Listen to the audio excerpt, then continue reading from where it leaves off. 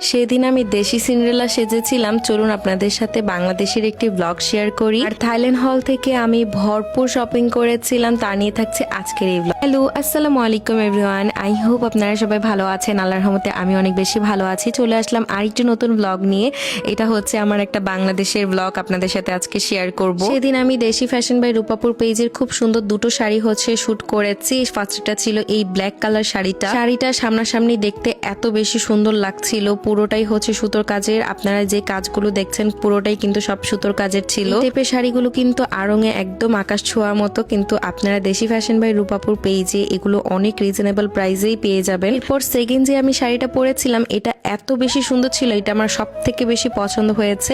এটার কালারটা জাস্ট দেখেন কি সুন্দর। আমার কাছে মনে হয়েছে এই শাড়িটা যদি এঙ্গেজমেন্ট, কাবিন বা হচ্ছে রিসেপশন প্রোগ্রামে পরা যায় তাহলে অনেক বেশি সুন্দর লাগবে। শাড়িটা ফুললি গর্জিয়াস, পার্ল, সিকোয়েন্স, কাঠদানা সবকিছুর ওয়ার্ক কিন্তু আপনারা এই শাড়িতে পেয়ে যাবেন। আমার কাছে আমার নিজেকেই মনে হচ্ছিল আমাকে সেদিন দেশি সিন্ড্রেলার মতন লাগছে। শাড়ি কালারটাও অনেক বেশি সোবার। যারা যারা আমার এই শাড়ি দুটো নিতে চাচ্ছেন, আমার ভিডিওর ক্যাপশনে অবশ্যই আমি পেজটা ট্যাগ করে দিব। দুজনে একসাথে শুট করার পর আমরা হচ্ছে রেস্টুরেন্টে খেতে চলে যাই। আমাদের অনেক বেশি ক্ষুধা লেগে গিয়েছিল, আর আমার সব থেকে ফেভারিট রেস্টুরেন্টে চলে গিয়েছিলাম বহুতে। বাংলাদেশে যে এই একটা মাত্র রেস্টুরেন্ট যেখানে আমি হচ্ছে 3-4 বারের মতন গিয়েছি। আমার সব থেকে ফেভারিট একটা রেস্টুরেন্ট। শুট করার পর আমার এত বেশি টায়ার্ড লাগছিল, এরপরে চলে যাই আমি স্পার্কেল বাই লামিয়াপুর সেলুনে। সেদিন আমি পেডিকিউর, ম্যানিকিউর, ফেসিয়াল প্লাস হচ্ছে হেয়ার কাটও করেছিলাম। ও আপনারা অনেকেই জানতে চাচ্ছিলেন যে আমার এই নতুন হেয়ার কাটটা আমি কোথা থেকে করিয়েছি। এটা আমি হচ্ছে স্পার্কেল বাই লামিয়াপুর সেলুন থেকেই করিয়েছিলাম। খুব সুন্দর করে আমাকে ভলিউম লেয়ার কেটে দিয়েছিল। আমার নিজের কাছে নিজের হেয়ারটা দেখতে খুবই ভালো লাগছিল। এরপর আমি বের হচ্ছিলাম শপিং করার জন্য। আপনারা তো অলরেডি আমার কক্সবাজারের ভিডিওগুলো দেখেছেন, আরো কিছু ভিডিও বাকি আছে, সেগুলো আমি পরে আস্তে ধীরে আপলোড করব। যেহেতু আমি কক্সবাজারে ঘুরতে যাব, আমার কিছু মিডি ড্রেস দরকার ছিল। এরপর আমি চলে যাই সীমন্ত সম্ভার থাইল্যান্ড হলে।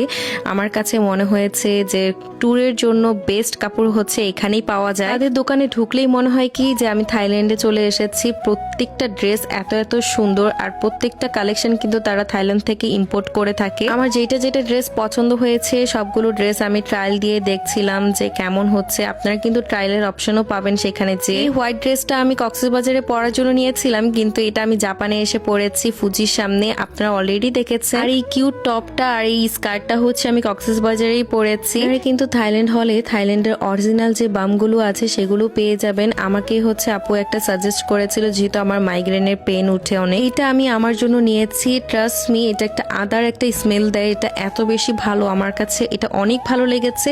আর ব্যাগ ভর্তি হচ্ছে আমি শপিং করেছিলাম সেদিন। শপিং করলেই কেন জানি মনের ভিতরে আসলে অনেক অনেক খুশি লাগে। এটা আমার না, এটা হয়তো বা প্রত্যেকটা মেয়েরই। এখন দেখাই আপনাদের সাথে যে আমি সেদিন থাইল্যান্ড হল থেকে কি কি শপিং করেছি। এই হিলটা আমার এত বেশি পছন্দ হয়েছিল, এই হিলটা নিয়েছিলাম। প্রত্যেকটা ড্রেস অনেক অনেক সুন্দর। আমি বলবো যারা ট্যুরের প্ল্যান করছেন তাদের কাছ থেকে শপিং করে তারপরে যাবেন। আর অবশ্যই কমেন্ট করে জানাবেন আজকের শপিং গুলো আপনাদের কাছে কেমন লেগেছে। আমি একটা প্রিমিয়াম কোয়ালিটির একটা ব্যাগ নিয়েছিলাম। এই টাইপের ব্যাগ আমার খুবই পছন্দ।